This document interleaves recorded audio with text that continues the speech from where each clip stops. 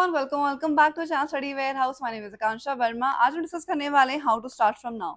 सो maybe आपके school में 50% of physics completed है, मे बी केमिस्ट्री 70% कंप्लीटेड है, similarly for maths as well. So हम discuss करने वाले हैं कैसे आप अपना सिलेबस कंप्लीट कर सकते हो, क्या स्टडी रूटीन फॉलो कर सकते हो, कहाँ से स्टार्ट कर सकते हो, पीवाईक्यूज कितने इंपॉर्टेंट है एंड एवरीथिंग, जिससे आपके मार्क्स अच्छे आ सकते हैं। So let's begin with the video. First of all start with easy और weak subject. So I suggest you कि आप स्टार्ट करो इजी सब्जेक्ट से। सो पीसीएम की अगर मैं बात करती हूँ, तो मुझे जो सब्जेक्ट आसान लगता है वो मैथ्स है। तो अगर आप मैथ्स से स्टार्ट करोगे, सो प्लीज मेक श्योर आप उसे अच्छे से स्टार्ट करो, starting with the easy topics. अगर मैं यहाँ पे मैथ्स की बात करूँ, तो आप स्टार्ट कर सकते हो मैट्रिक्स डिटर्मिनेंट से, देन उसके बाद इनवर्स ट्रिग्नोमेट्रिक फंक्शंस आप कर सकते हो एंड सो ऑन। अपने बाकी चैप्टर्स को भी कंप्लीट कर सकते हो। Same thing can be followed for physics and chemistry as well. Chemistry में आप ऑर्गेनिक में ज्यादा फोकस करोगे बिकॉज उसका वेटेज ज्यादा होता है। फिजिक्स की अगर मैं बात करूँ, तो आपको चैप्टर 1 से ही स्टार्ट करना है। ओके, टू डू लिस्ट आपको रेडी करनी है। अगर आप मैथ स्टार्ट करने वाले हो, like I told you, matrix वगैरह से स्टार्ट करो। सो मेक श्योर आप वहीं से स्टार्ट करो बिकॉज उससे आपका इजी रहेगा। वेटेज अगर हम ज्यादा की भी बात करते हैं मैथ्स में, तो कैलकुलस का होता है, डिफरेंशिएशन इंटीग्रेशन आपको आना चाहिए, application of derivative and application of integrals as well. उसके बाद डिफरेंशियल इक्वेशन आ जाती है, जिसमें सभी में आपका डिफरेंशिएशन एंड इंटीग्रेशन यूज होता है, right. So please make sure you are following that way.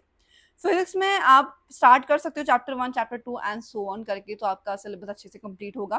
Chemistry में अगर मैं बात करती हूँ, तो केमिस्ट्री में आप फॉलो कर सकते हो पहले ऑर्गेनिक केमिस्ट्री कंप्लीट करना, उसके बाद फिर इनऑर्गेनिक एंड फिजिकल में से आप क्या कर सकते हो, चूज कर सकते हो, बिकॉज उतना ज्यादा उसमें मार्क्स का डिफरेंस नहीं रहता है। Now analysis of past year paper. So as I told you, आपको ई सब्जेक्ट से स्टार्ट करना है। सो अगर आप मैथ्स फॉलो कर रहे हो, तो पास्ट ईयर पेपर्स देखो उससे कि किस चैप्टर से कैसा टॉपिक पूछा जा रहा है and how the question is being moulded, या फिर किस तरीके से लैंग्वेज उसकी काफी ज्यादा चेंज है, वो एनालाइज करो। वो आपको आइडिया लगेगा सिर्फ पास्ट ईयर पेपर से। एनालिसिस की बात कर रहे हैं हम यहाँ पे, आपको फिलहाल अभी सॉल्व नहीं करना है, सॉल्व भी डेफिनेटली करना है but not right now. Analyse करो सो दैट उसके हिसाब से अपनी स्टडीज मेंटेन करो कि क्वेश्चन आपको इस तरीके से करना है। ओके, इस क्वेश्चन में से क्वेश्चन चेंज होगी कहीं ना कहीं, ऐसे तरीके से पूछा जा सकता है, उसका एनालिसिस आपको बहुत ज्यादा इंपॉर्टेंट है। यूट्यूब और डेफिनेटली फॉलो कर सकते हो to understand it, but until unless आप खुद से स्टार्ट करो एंड खुद से देखना चालू करो, दैट विल बी समथिंग जो आपके लिए बहुत ज्यादा यूजफुल होगा। One shot videos. Now why to watch one shot videos, because अभी आपका मेन टारगेट है सिलेबस अच्छे से कंप्लीट करना, सो वो वन शॉट वीडियो से ही पॉसिबल हो पाएगा। Please make sure whenever you are watching one shot video, या मे बी आपको ये रेफरेंस फॉलो कर रहे हो, राइट। सो उससे आपको क्या करना है, please make your own notes, self handwritten notes आप बनाओ। बिकॉज बहुत स्टूडेंट्स ये कंप्लेन करते हैं दैट उन्हें नॉट कंप्लेन करते हैं एग्जैक्टली, बट वो बोलते हैं कि हमने बहुत पढ़ाई करी है, स्टिल हमारा स्कोर अच्छा नहीं आ पा रहा है। सो बहुत ज्यादा अगर आप एवरेज स्टूडेंट हो, तो फिर प्लीज मेक श्योर आप हैंड रिटन नोट्स रेडी कर रहे हो, सो दैट वो आपके लास्ट मिनट में बहुत ज्यादा यूजफुल रहे। तो please make sure handwritten notes आप अपने बना रहे हो। ऑल्सो अगर कोई कॉम्पिटेटिव एग्जाम की प्रिपरेशन करोगे, तो वो अगैन बहुत ज्यादा यूजफुल होंगे। दो कॉम्पिटेटिव एग्जाम एंड आपका जो 12th के बोर्ड एग्जामिनेशन होते हैं, उसके डिफरेंट डिफरेंट चीजें होती हैं। लाइक 12th के अगर आप बोर्ड एग्जामिनेशन दोगे, आपको सारी चीजें इन डिटेल लिखनी पड़ती हैं, राइट। बट अगर आप कॉम्पिटेटिव एग्जाम की बात करो, आपको वहाँ पे शॉर्ट टेस्ट से शॉर्ट टेस्ट मेथड यूज करनी होती है, so that you answer quickly over there. उसके बाद आपको डिसाइड करना है कि 2 सब्जेक्ट्स इन अ डे। अब वो आपको टू डू लिस्ट में ऑलरेडी फिक्स हो जाएगा। सो टू डू लिस्ट में आपको क्लियर होना चाहिए कि आप ऐसा कर सकते हो, डायरी मेंटेन करो, वहाँ पे डेट डाल दो कि ये चीजें होनी चाहिए। फॉर एग्जाम्पल अगर मैं यहाँ पे मैथ्स की बात कर रही हूँ एंड देन केमिस्ट्री की साथ में, ठीक है, because you are choosing word, आप 2 सब्जेक्ट साथ में चूज कर रहे हो। तो यहाँ पे आप ऑर्गेनिक केमिस्ट्री कर रहे हो, तो उसमें कौन सा चैप्टर कर रहे हो। चैप्टर अगर आप कर रहे हो, उसमें बहुत सारी चीजें होती है, कहीं पे थ्योरी होती है, कहीं पे रिएक्शंस होती है, राइट, कहीं पे आपके इंटेक्स एक्सरसाइजेस के क्वेश्चन होते हैं। सो प्लीज लिखो वहां पे कि आपको क्या करना है। सो मान लो आप प्लान करो एक्सरसाइज के क्वेश्चंस करना, तो वहां पे चैप्टर का नेम डालो एंड देन उसके बाद लिखो एक्सरसाइज के क्वेश्चन आपको प्रैक्टिस करने हैं। कोई भी रेफरेंस आप फॉलो कर सकते हो, so that you get an idea from there. इसके अलावा मैथ्स की अगर हम बात करते हैं, सो मैथ्स में आपको क्या करना है, अगेन चैप्टर डिसाइड करना है एंड उसके क्वेश्चन वहां पे डिसाइड करने हैं, which is very important over there. So practice आपको करनी है, पीवाईक्यू एनालिसिस का करना है, सो दैट आपको आइडिया लगे कहाँ से आपको क्या आंसर मिल सकता है। अब अगर आप सोच रहे हो कि पीवाईक्यूज ऐसे सम अप करे कहाँ मिलेंगे, सो आपको मिल जाएंगे ओसवाल पब्लिकेशन में। So you can see over here, यहाँ पे 10 पास्ट ईयर सॉल्व पेपर्स है which are given to you PCM and PCB में। सो पीसीबी यहाँ पे है एंड पीसीएम यहाँ पे है, सारी चीजें आपको यहाँ पे गिवन होंगी। Link is in the description box below, please go check it out from there. अब आपको क्या करना है, 6 से 7 घंटे एटलीस्ट पढ़ना है। दैट इज सेल्फ स्टडी जो मैं रेफर कर रही हूँ। आप स्कूल डेफिनेटली जाते हो, आप मे बी टायर्ड भी हो जाते होगे, घर आके आपका पढ़ने का मन बिल्कुल भी नहीं करता होगा, बट प्लीज मेक श्योर कि आप अपना टाइम कहीं ना कहीं निकाल रहे हो। मे बी स्कूल में अगर आपका लंच ब्रेक 1 आवर का हो रहा है, आप कहीं ना कहीं 15 मिनट्स यूटिलाइज कर रहे हो। अगर आपको काफी ज्यादा लग रहा है कि बर्डन जैसा फील हो रहा है, सो मे बी अगर आपकी लाइब्रेरी क्लास है, सो आप 1 घंटा वहाँ पे सेल्फ स्टडी कर सकते हो, कुछ नोट्स मेंटेन कर सकते हो, मे बी अपनी टू डू लिस्ट वहाँ पे रेडी कर लो अगर आपको लग रहा है कि घर आके दैट बिकम्स वेरी डिफिकल्ट। सो आपको मेंटेन करना है अपनी स्टडीज का routine so that you score well. इसके अलावा आपको आंसर राइटिंग की प्रैक्टिस करनी है। सो वंस आपका सिलेबस कंप्लीट हो जाता है, आपको लगता है कि यू नो एवरीथिंग, ठीक है, दैट इज ट्रू, आपको ऑलरेडी सारी चीजों की नॉलेज है, बट लिखने का तरीका इज समथिंग दैट मैटर्स अगर आपके 12th के एग्जामिनेशन की आप बात कर रहे हो। बिकॉज होता क्या है कि अगर कोई स्टूडेंट ऐसे होते हैं कि अगर उनसे आप टॉपिक पूछोगे इन डिटेल में, उन्हें सब चीजें पता है, they will answer it very properly, but अगर उन्हें लिखने की बात है तो भूल जाते हैं या फिर अच्छे से लिख नहीं पाते। एंड हैंड राइटिंग भी आपको बहुत अच्छी नीट एंड क्लीन करनी होती है। सो ये सारी ही चीजें आपकी हैंड राइटिंग के अंदर फॉल होता है। सो आपको आंसर राइटिंग में इसके अलावा क्या होता है, अब देखो कोई क्वेश्चन में क्या होता है, जस्ट थ्योरी होती है, कहीं पे आपका डायग्राम भी लिखना होता है and proper spacing as well.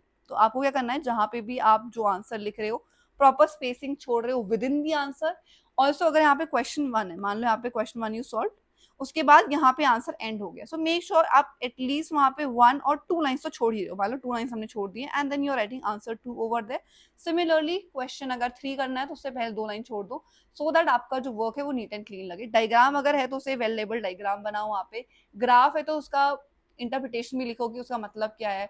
अगर कोई लाइन वहाँ पे है, वाई इंटरसेप्ट क्या है, एक्स इंटरसेप्ट क्या है, कोई भी जो भी चीज वहाँ पे डिफाइन करनी होती है, please make sure define it. Specially graphical question आपके आते हैं फिजिक्स एंड केमिस्ट्री में। मैथमेटिक्स में उतने ऐसे कुछ डायग्राम नहीं होते, you just have to solve the question, but again जो फॉर्मूला आप यूज कर रहे हो मैथ्स में, वो लिखना बहुत ज्यादा इंपॉर्टेंट रहता है। अब यहाँ पे डिस्ट्रैक्शन से आपको दूर रहना है। दो लाइक फोन जब से आए हैं, सो यू आर मोस्टली, अगर आप इंस्टाग्राम चला रहे हो देन आप रील देखते रहते हो, एंड अगर इंस्टाग्राम अनस्टॉल कर दिया है then there is a feature in YouTube shorts आप देखते हो, and then keep on scrolling over there. So please make sure आप इन डिस्ट्रैक्शन से थोड़ा दूर रह रहे हो एटलीस्ट फॉर 1 और 2 आवर्स। मैं ये नहीं कह रही बिल्कुल फोन छोड़ दो, बट एटलीस्ट ट्राई कि आप लेस डिस्ट्रैक्शन अपना करो using your phone and everything.